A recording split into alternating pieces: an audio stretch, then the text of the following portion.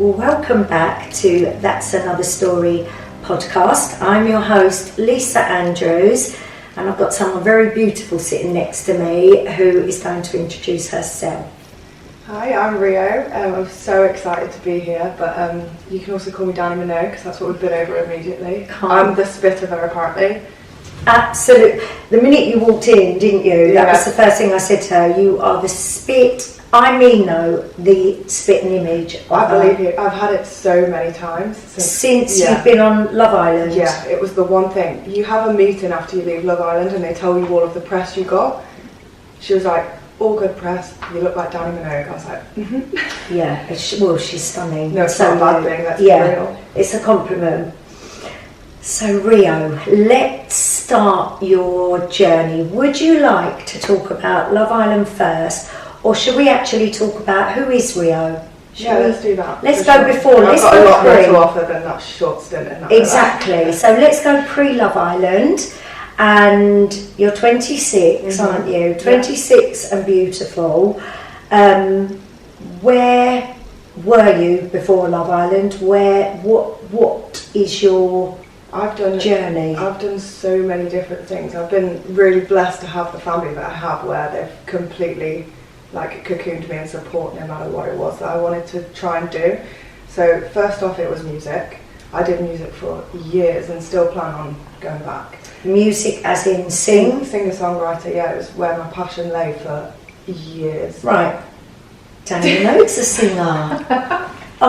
Maybe I am her, I don't know, we've not been in the same room. Do you know what before. I'm sitting in, my ADHD brain starts going, you need to sing a Danny Minogue song. I know, do you know what? My mum did say that. Yeah, she was like, you need to get yourself on TikTok and just play up to this Danny Minogue stuff. I actually feel that's something that, for the future, definitely cover a Danny Minogue song. So, sorry, I had to butt in there. I don't know if it's because I'm young, but does Danny Minogue have songs? Yes. Yeah. Yeah, Danny Minogue.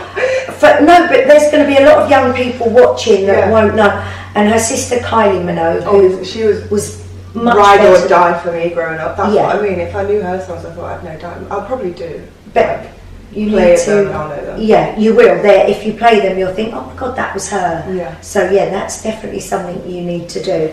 So you were. Give me a task. I like it. Like a task. So you were singing. Yeah, and I'd literally have sang before I could speak, to the point where I was singing noises when I was a baby, and they were like, "You shut up!" And did you want to be a singer, Rheo? Was that the plan? To be fair, I always wanted to do music in any capacity. I didn't know if I was going to be a singer-songwriter and become like a pop star, or I was going to do music psychology. That was another avenue I was going to go down. I just enjoyed the way music made me feel and other people feel. And writing music was a new thing for me. That unlocked a whole new level of creativity for me. Wow. That's one of the most fun things to do. Just have a blank canvas and then just go, what do I want to say today? Yeah. And it's and you write it and sing it. Yeah, pretty much, which is really hard. Yeah, but amazing. You have to be in the right headspace to sit down and write a song. Okay, so why haven't you followed that through? Maybe you're still on that journey. Is that something you're still... Yeah, so I've still got songs that are ready to be released soon and stuff like that. I've got a couple on the horizon, but I stopped really because it's so expensive to try and make your own music, and I wanted to do it independently because I don't enjoy being told what to do or where to be, ever. I hear you. Not that I've got a problem with authority, but I like doing my own thing.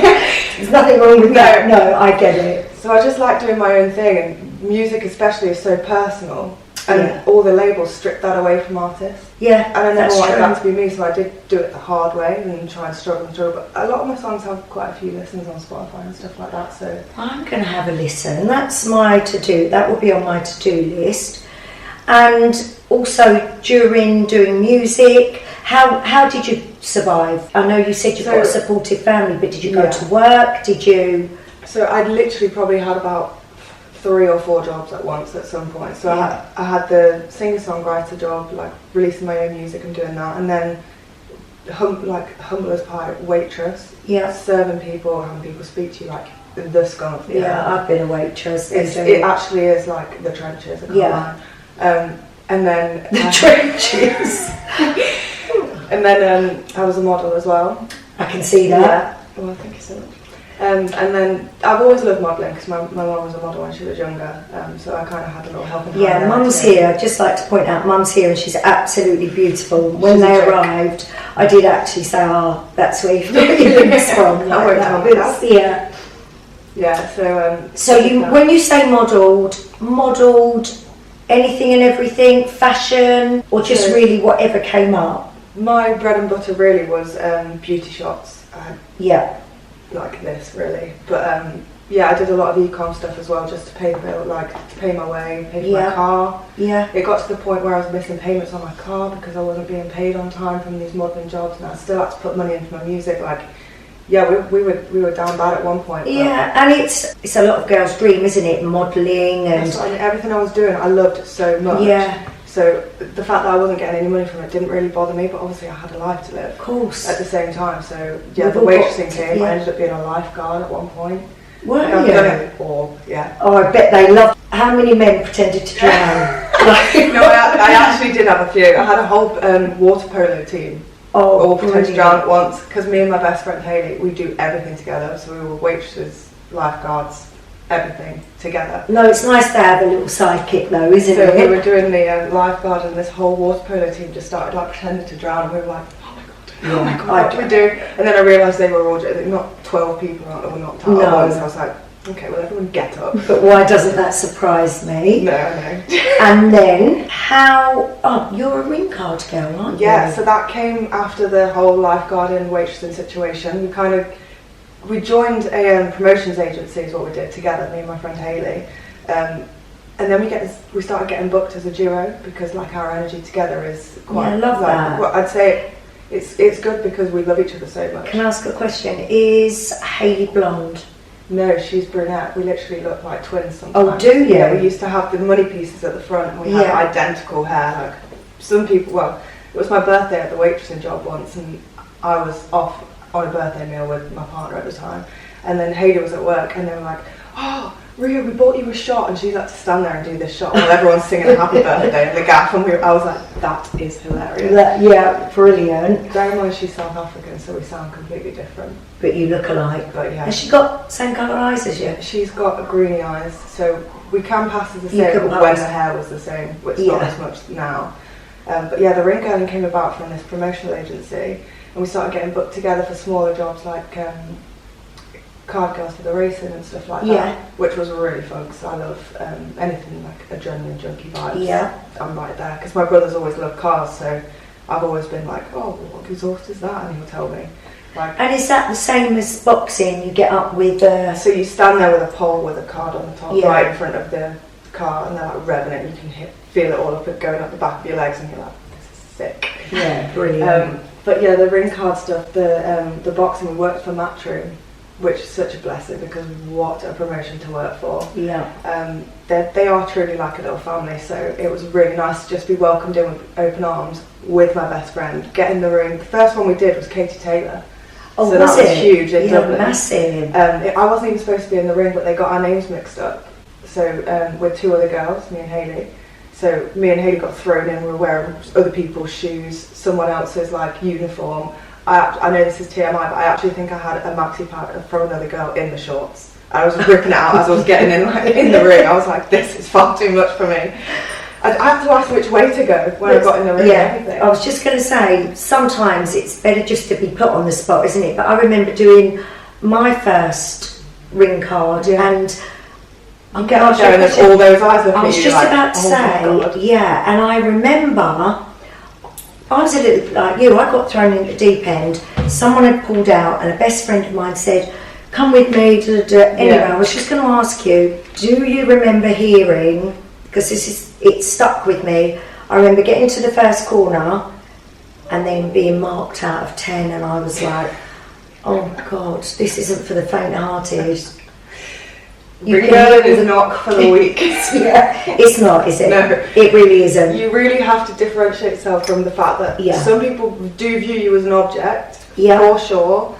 But I'm there to do a job and take my money home at the end of the day.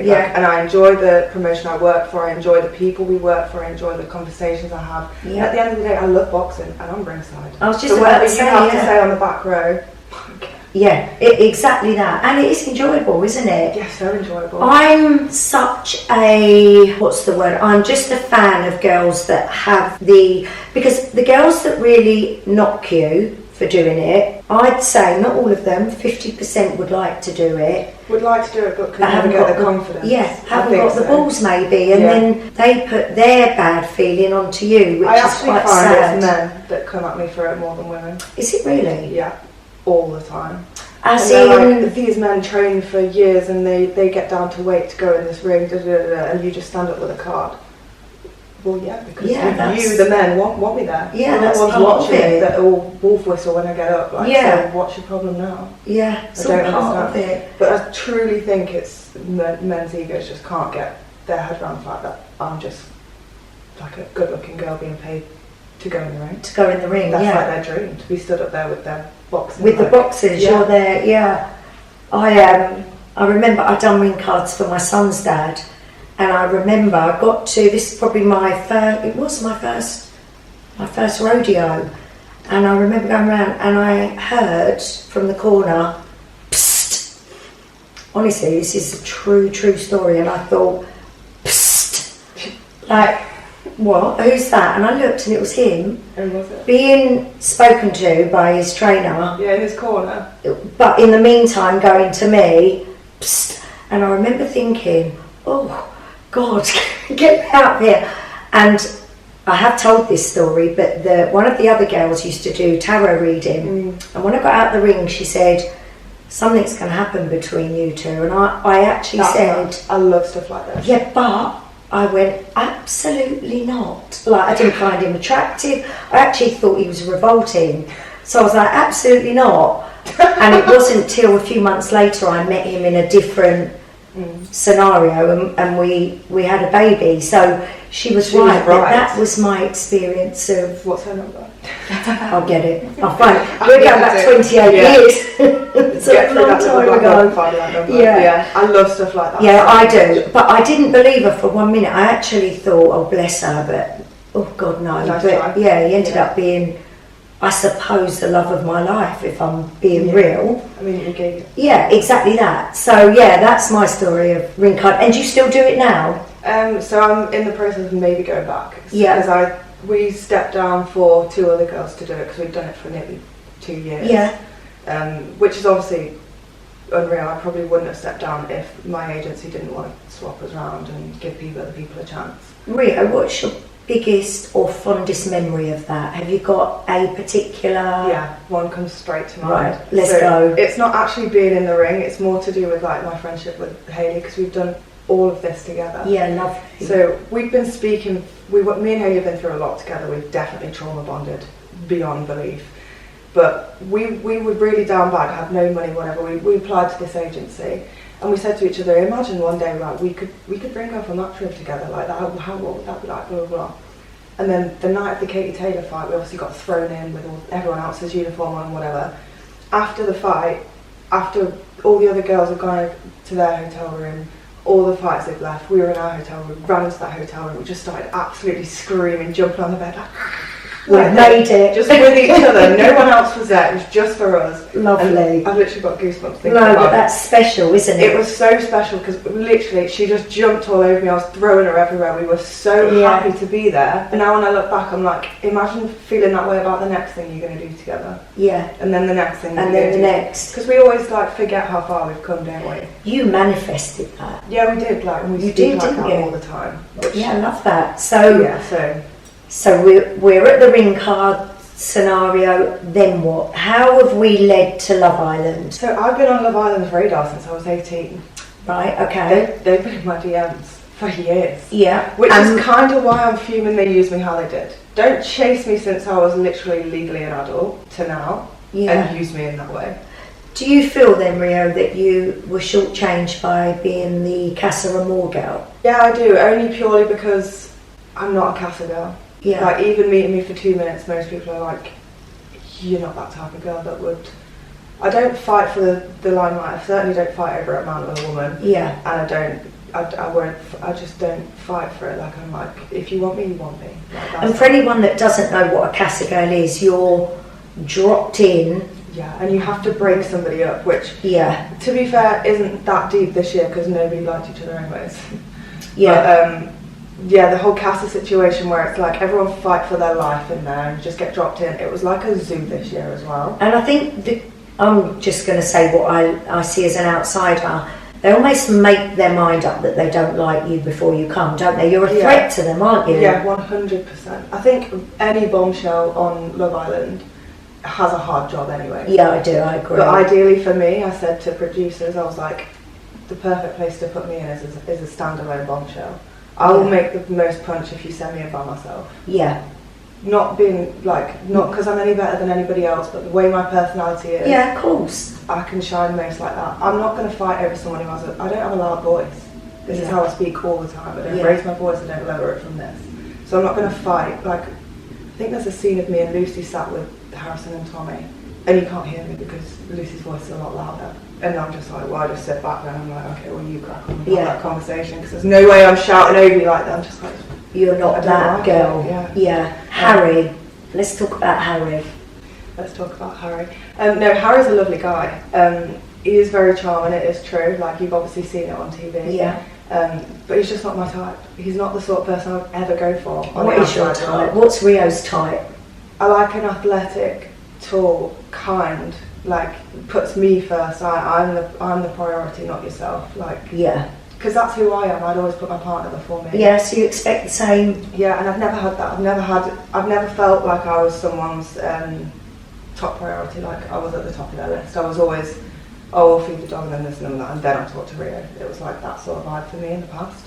So is that in your past relationships? Yeah, I've got troubled waters in the past there. Let's have a little talk about that, Rheo.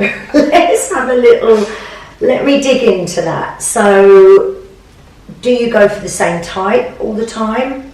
I actually don't even know if I have a set type because everyone I go with is so different, but for some reason they all have that, like, selfishness rooted in them. I don't know what it is. Like, do I want to change them? Like, I was going to say, do they hide it from me for months or what? Because every person I've been with has that, like, core being of just being selfish. Do you think, because I've been asked this before, you think you can change them maybe, or do you think they maybe love bomb you and you don't notice it? It's the second one. They love bomb. Yeah, I think every girl wants to be able to change someone, whatever, but I'm actually not interested in that because I think that's just too much hard work. I've seen girls go through it where they think they're going to change someone and they never do. They will always cheat, do whatever they were doing before, whatever, but with the people I'm with, it's 100% the love bombing situation. And they hide who they really are for like 6 months, I swear on my life. Don't you think that's men in general? This is my problem now. I don't go on dates because I'm like, I know you're going to lie to my face for the next 2 hours. Well, I've been single for 15 years, so I feel like I'm gonna be the same. No, you're not. You're going to meet someone. Look at you. You are going to meet someone amazing. So you've had your heart broken, yeah? The heartbreak situation, I don't know if I can say I had the heart broken because I was so done with him by the time I left him. So I didn't feel broken, I felt put back together when I left him. Did you end it? Yeah. Right, so do you think you've done your healing while still in that relationship? At least half of it, and then I took a good old length of time to know what I even brought to the table anymore because he made me forget who I was now. Yeah. So I really had to relearn who I am, what I offer, the fact that I do have a personality and he was a liar. Like, and that somebody else would love me also, that would have me. Yeah. Because he always used to be like, oh, no one else would put up with you, And if you're told that enough, you start believing it, don't you? Yeah. So how long had you been single before you went into CASA AMOR? Year and a half. So you've been single. So were you looking for love, or were you going on there to go on a TV show? So the idea of meeting someone and coming out with someone obviously is a great thing to come out with, but my main reason for wanting to go on there is to purely experience the Love Island experience. I understand, and possibly come out with a partner, because I obviously was ready to meet someone. Yeah. But 40 people a year get to go on Love Island, and I'm one of them now. Yeah. And it is wild. Like the way they film it is crazy. The stuff they don't show is even crazier. Let's talk about that, Rheo. So you it's all arranged, you're going into CASA AMOR. Do they brief you before you go in? Do they give you a list of what you can do, what you can't do? Or are you literally dropped into, left to your own devices? Love Island's favourite thing is to let you know absolutely fucking nothing, like at all. From the moment you start your audition process to the moment you're actually walking into those doors of CASA AMOR, you know nothing. Another question, are you watching it before you go in, so you know, who did you fancy the most before you went in? I fancied Connor and Harrison the most, but as soon as Harrison opened his mouth at me, I was like, nope, that's not for me. Did you? Yeah. And was there any girls you thought, you know what, I can be friends with her? Emma and Yaz in CASA for me, but Yeah. the girls I really wanted to meet were Tony, Shakira and Yaz. EP2 Right. from Yeah. the main villa. From the main. They are just a bit of me. Their whole, the most real relationship in there this year was them three. Their friendship. Their for friendship, sure. yeah. And I just thought that was beautiful because they really support each other. You'd see it. They'd be over in the corner in the back of a shot even, and she'd be comforting her and making sure she was fine. I'm not going to lie, for me, I've watched Love Island for years, I love it, and my favourite one was Chris and Ken because of the bromance. Yeah, I loved Chris not and the not the coupling. It was it's just nice to see a different take on relationships, isn't it? It's not all about getting in a couple. Yeah, but that's what I think Love Island are missing now. Like it's all about like who kissed who last night, who did this. Yeah. Where's like getting to know the people's personality? Because the unseen bits is better. Because it's a lot deeper than that, isn't it? Yeah, but you see them having a nice time together. It's not just them like, oh, so when did your dad meet you? Like, do you know them having absolutely. It's like them actually having a nice time together, which they would in the real world. If you would start a relationship, it's based off like, oh my god, can I have a laugh with you? Da da da da da. They cut all that out because it's like no one's kissing or like. Yeah, they think no one really wants to see that. So as you're arriving, was your heart pumping? Was your adrenaline going? Or can you remember that? I remember every little detail of the build-up because I was literally on pins. Like anybody could make a sudden movement because I'm just like waiting to go in. Because I didn't know that I was going to be CASA. I was supposed to be a bombshell. I was supposed to go in where Billy Kiss went in. Oh really? So That's when did they let you know that? So I was in holding for a week and a half extra than all the other CASA girls. I was in Mallorca a week and a half longer than everyone else. You were there before? Yeah, because they wanted to use me as a like I'd said. Yeah, I'm better off as doing a bombshell. Yeah. So I had actually informed them about what I would like to do, but obviously it's their prerogative at that point. But he came into my room and he was like, "So we're not going to use you for this bombshell, but we're going to push you back a couple of days." And I was thinking, I know CASA's getting close now. Yeah. Like we're watching it as well every night, like with my chaperone. You have to be with a chaperone. Did you at any point feel to say no? I said fly me home. When he said the CASA thing, I was like, please fly me home. Like that is not what I wanted. You knew it wasn't what I wanted. And he was like, oh well, it's different this year. For one, it's CASA's 5 days long. Yeah, I was in there for 5 days, but they made it look like 3. But you were there for 5 days. Yeah. And then he was like, we're having different games. Bitch, were. They were all the same. Yeah. And then, so he was trying to persuade me, and he was like, well, you're going in on Saturday. It was Thursday when he told me, so you can sleep on it, let us think about it, da da da da. Friday morning comes, turns up at my door, and he's like, you're going in today. Oh my god. So at that point I was like, were your bits done? Yeah, everything. Yeah. Like I literally, everything showered for about ready 50 to go. minutes that morning. Yeah. I was primed and ready. Right, so you've done your bits, you're going in. Were you preempted who you had to take a beeline for? So it's really weird with the Love Island producers because they don't tell you to do anything, but they kind of like lead towards it. Like the producer will ask you questions and you know they're like, the question has the answer inside of it that they're looking for from you, kind of thing. So they ask me questions because the first 2 days you barely saw me because I was talking to Connor. Oh, were you? Yeah, I didn't. Harry was not on my radar whatsoever, like at all. You would never have picked it out in fact, a room. we did Truth and Dare or whatever on the first day, and Dijon asked me, my truth was rate the boys 1 to 7 because there's 7 boys. I put Harry dead last. Hence they didn't show it. Last. But Harry dead last, Dijon 6th, and the rest were kind of wherever. But so I found that quite funny when I came back out and saw they didn't show that. I was like, that it doesn't fit the storyline. So did they Were they in your ear directing you towards Harry? It's more when you go into the beach hut, you sit there and it's a two-way conversation then, instead of like somebody coming in and talking to you quickly and then running out. So you go into the beach hut, let's say I was going to go sit with Connor or something, they'd go, oh, Rheo to beach hut, and I'd go in and they'd be like, oh, so have you ever thought of, so what's your top 3? So I'd give them my top 3 and they're like, so what do you think of Harry? And he wasn't in the top 3. Harry actually, in fact, was number 3. He was number 3, but it was only because I knew he'd cause drama, do you know what I mean? Yeah. And he is attractive in person. He kind of went up into my top 3 when I was in there purely once because, you saw him. Well, yeah, and saw how, like, he was quite funny with the lads, so I was like, and I get along with lads quite well, a few of my friends and then my best friend. Yeah.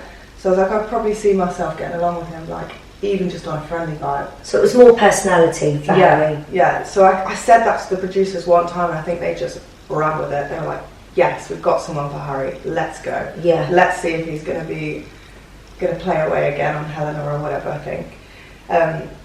So yeah, Harry came over and pulled me, so in my head I feel like they've said the same to him in the beach hut. Right. I don't think I was on his radar either. He came out of nowhere and was like, oh, so like I've been looking at this photo, and it was like a photo they took of us around the fire pit on those phones. And he was like, just look at you, like, you're obviously the best looking one. And I was like, you didn't look at me yesterday, like, this is really strange. And I know that they've just mentioned that to me. And I was still vibing with Connor. How did that make you feel? Did you feel uncomfortable with him being like that and not thinking it was real? No, because I'm open to playing the game as well at that point. Because it is a game, I suppose, isn't it? It's a big game, isn't it? And everybody's playing it. If you're not playing it, you're the one like left out. Yeah. So by that point, I was thinking, right, okay, I do like his personality. He obviously has beautiful eyes, nice guy, good body. Not as nice as yours, but it's got nice eyes. So I was thinking, I can settle into this. I think I can like give this a go, which obviously I did. But then me and him just didn't really have like any sort of spark. No banter. I'm telling you, the conversations I had with Connor, they were fiery. Like, and they were sexy, they were like funny. I had him laughing, he had me laughing. Every time I'd go to the beach, they'd be like, oh, so how's your day been? I'd be like, oh, well, me and Connor are this and that. And they're like, oh, so what about Harry? I'm like... So they did not want to hear about Connor at all. It was... No, but that's because they needed Emma back in the main villa, didn't they, for Harry? Yeah. And I feel like they'd paired her off with Connor already. So, in their heads. In their heads. So... when you're sitting there, does it ever go through your mind, or I'm guessing it must do, am I sitting all right? Can they see this? Can they see that? Because when I watch it, I think all of you girls are beautiful, but you must be a little bit self-conscious. Or do you forget that? This question has been asked to me loads. It's like, do you forget the cameras are there? And you genuinely do. Like, do you? Probably within 30 minutes of being there, after my first chat with Harrison, Lucy and Tommy, I think it was. Yeah. After that moment, I was like, bang, there's no cameras. Like, it was just like, woof. You're just getting to know these people, and it's just like, this is your life now. Yeah. You kind of just have to dive straight in. So it's just like you're on holiday, you've been put in with people that you don't know, and you're making friends. And it's obviously such a weird situation. It's everyday life. Do you know what is funny sometimes? Go on. You'll be sat chatting like this, and they've got like slatted fences around the whole place. Yeah. And at some point it's just like boom, boom, camera. Like they'll just open it right behind you. Comes from nowhere. Yeah, they'll just open it in the corner behind you, and you're like, we're on camera now. Does that make you freeze, or do you think? Well, everyone kind of goes. Yeah. Have they got my good side? Yeah. My top team. It was quite funny because I didn't kiss anyone for a year and a half before I went in my final. Like, my first kiss was on national TV. And that's a big thing, isn't it? You know. And I wasn't really throwing myself at these men because, for one, if I'm going to throw myself at a man, I have to really want them. Like, really want them. Yeah, I get that. And for me, there wasn't really any of them in there. But yeah, I had to. I was thinking in my head, I'm going to have to lay something on Harry. I'm going to have to at some point.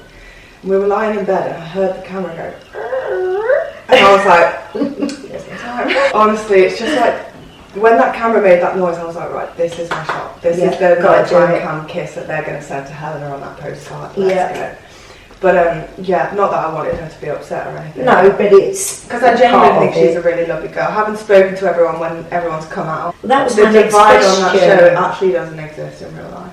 It doesn't. No. That was my next question. Who did you like the most, girl-wise? From CASA that I actually met properly. Emma, she was Harry's ex. And me and her had a proper argument on day one. Yeah. But over Connor, not over Harry. Not over Harry. That's right. Well, had it been over Harry, they'd have shown it. But you had an argument over Connor. Yeah. And obviously they didn't show that. No. And what was that argument? So I'd been speaking to Connor for the first 2 days, like I told you, but so had she. Yeah. And she came into the room, because we have to do a debrief all the time, where it's like, oh, so who are you going to chat to, da-da-da-da-da. Who are you going to pull today, or whatever, which made me cringe the hell out every time we had to do it. But I didn't really say anything in mine, because I'm like, I actually don't know, I'm just going to go with the flow, I'm going to see who I gravitate towards, whatever. And I ended up pulling Connor that one, and he pulled me. And she came running into the dressing room when we were getting ready. She's like, what's this about you pulling Connor without my permission? Oh, wow. Permission? Permission? What do you mean? It's day 2 for one. Did you stand up to her? You were like... Yeah, of course I did. Yeah, you don't need to ask me twice to stick up for myself. Absolutely not. So, yeah, we and her were going back and forward. Nothing nasty was said, obviously. No, but you were having for one, I don't really care about Connor at this point. Maybe Yeah. 2 days, it's not that deep for me. Like I said earlier, I'm not going to fight with a woman over a man. Rheo, I need to ask you, that's one thing that I must admit, and I know I'm older and I'm watching Love Island as an older person, but you know when the girls become possessive within an hour? I couldn't believe it. And they're like, yeah, but he's with me, and I honestly think, Yeah, does it make you feel like you've been with someone a year? Because the girls and the guy, they get very possessive very quickly, don't they? Yeah. In the real world, surely that would make you feel violently sick. Oh, it's so violent. It made me feel violent. Yeah. Like, you're lucky if I'm possessive after 6 weeks. I'm not claiming a man. No, absolutely not. But with the Love Island thing, it does progress a lot faster, obviously. I hear that. But still, for me, I wasn't, do you know? Yeah. I literally didn't know your last name 2 days ago. Like, calm down, Karen, I don't want him. You are not that important to me right now. Yeah. But I think it's the fact that you know it's a game. You know there's a lot of people think, like, remember there's money at the end. Yeah, of course. And they just keep thinking, like, well, I need to get to the end, I need to be with this person, they're my best shot, da da da da. I think that's where the possessiveness comes from. I don't actually know if it's feeling. Obviously, it is heightened when you're watching someone that you kind of have a feeling for speak to someone else right in front of you. You've just actually spoke a lot of sense to me, being an older Love Island fan, as in, it is, isn't it? It's not just that person, it's the whole package, what you can be at the end of it, isn't it? Especially now, because everyone's so aware of what Love Island can give you afterwards. Yeah. I just feel like everyone's in there for, like, a different reason. A game plan. Do you think everyone got a game plan? So many of those people have such a severe game plan. Yeah. And it's not even a bad thing, it's a game show. Like, you're a contestant in a game show. Like, when people kick off about, like, oh, they're not even in there for love, da da da da da, we are, but also we're in there for other stuff too. Like, there's different legs to this now. It's not the same as it was in season 1. No, absolutely. Where nobody knew what was going to come from it. And I do actually think what comes from it has gone down a lot now. You don't come out with 1 million followers anymore. No, it's changed, hasn't it? Massively. Yeah. But isn't that's Big Brother? Yeah. You know, all it's so of saturated them. now. There's so many shows. I remember years ago, and your mum will remember when Big Brother started. They came out and they got adverts. You know, if they ate cereal, they got an advert. Yeah. You know, there was so many things that you could and ways to earn money, but I think it's been watered down now. Like you've just said, the girls that were in there from start to finish have a massive platform now. Yeah. Of course. But even as someone who went in for 5 days like me, if I was on season 2, that's all I'd need. Yeah. If that was what I wanted from it. Rheo, so how much has your following gone up since CASA AMOR? I think I went in on about 16k. Yeah, and you're on, I think I looked today, you're nearly 50. I think I'm 45-ish. Yeah. So not far off 50. Yeah, not far off 50. But yeah, that's been massive for me. Just that little change has been like, wow, that was worth it. Absolutely, and what an experience, even though... That's what I've taken away from it the most. The experience, the girls I met because they were unreal. Yeah. And yeah, just like the whole situation. I know how Love Island works now. Like inside and out. Like, it's crazy what goes on. The production that goes into it just to make an hour show.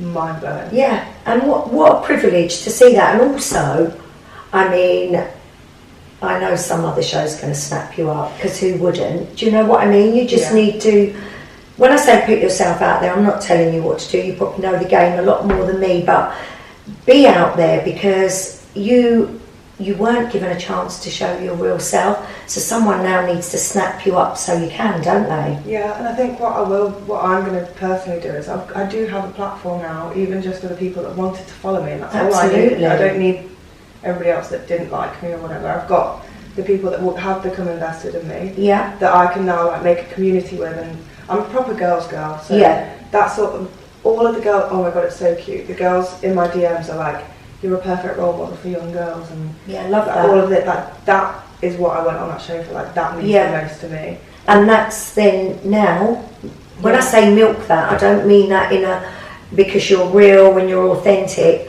but home in on that and be 100%. It goes hand in hand with what I want my ethos of my brand to be. Because let's talk about your brand. Yeah, so I'm starting a skincare brand with my best friend Hayley. She's mentioned again. I can't go anywhere without everyone learning about this. I feel like, where is Hayley? She's really right here. But yeah, we wanted to do this. I had some skin problems about 2 years ago. I had severe texture on my cheeks, and sometimes it still does flare up. Because your skin's amazing. I can't stop it from happening or whatever, but I can obviously help it, soothe it, or whatever. And I found this Korean skincare that I just fell in love with. Like, it is completely a hype at the minute, but it's worth the hype. But is it? I'm going to be real. I've never used it. I'm going to have to send you some of our stuff. Yes, please. It is phenomenal. Mum uses it. I swear it's.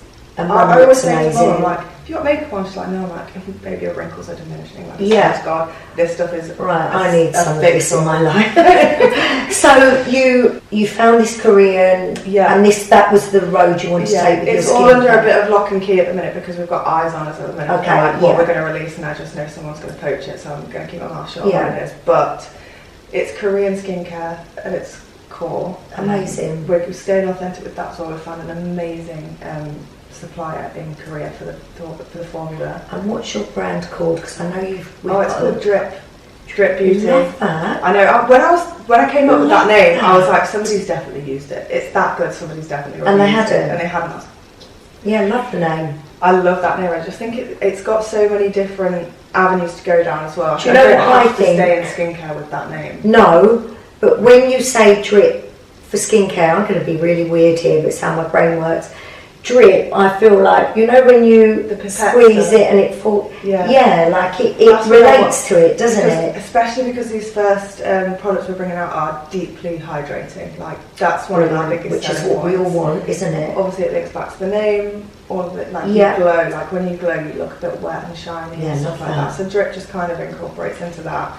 But I have big plans, so I wanted a name that could grow with me. Do you know what I mean? So that's one of your plans. Yeah. If I said to you, Rheo, you can go on any reality show, what would you choose? I'm a celeb. I really want to do it, yeah. I don't have any fears, right, other than a bird. I hate birds. Like, they couldn't put birds in there. That's your fear? But I can do insects, I can do all of that, I can do it, but... Would you do all of them tasks? The eating one would probably send me under, but if I'm doing it for everyone, I'm so competitive, it's ridiculous. Are you? So I could get through it, I reckon, yeah. So I'm a celeb, if you need Rheo, she's fully available. I don't know if I've hit celeb status yet, but maybe next year. No, you set your sights high and you'll get there. Let's talk about the singing. Let me just go back to that. If anyone wanted to know what you sung or wanted to have a listen, where do they need to go? So my stuff is on Spotify, Deezer, YouTube, or literally every streaming site you can imagine. My songs are on. They actually do it all right, to be honest. They've got a proper pop R&B feel. I was just about to say, what genre are you, Rheo? So I started off singing jazz when I was very little, so R&B felt like the right place to go for me to release music. But some of it's quite poppy, but R&B is where I sit best. But yeah, it's all on Spotify, you can have a look. It's under Rheo Uno, just like my Instagram. I just love, the most two recent ones are my favourite. I think it's One for Once and One Yeah. They have the biggest vibe. And Chris Brown, by the way, loves Don't Want to Be in Love. He messaged me the other day on Instagram and was like, I love your song. Hold on. Hold on. I need to take it home with Rheo. Seriously, I was like, let's rewind. I actually checked if it was a fake account for one. Chris Brown. Yeah. Heard your song. You wrote this song, right? Yeah. As well as... Yeah, that was the bit I was gagged at. I was like, yeah, I wrote this. That's what I'm just about to say. You actually wrote that. And just tell me again what the message said. He said, I fuck with your music. And I said, fuck off, no you don't.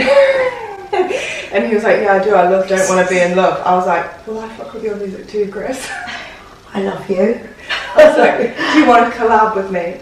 And then he asked for my number, so I was like... Did he? I hope you gave it. Yeah. I was going to say, don't be one of them girls of no. Yeah. This is huge. I know, I haven't heard back, but we'll see. It doesn't matter. He was on his private jet, maybe they went... I was just going to say, he's busy. Maybe the Wi-Fi dropped out. Give him a bit of time, don't worry, he will be back in contact. Yeah, but when he said he liked my music, I was like...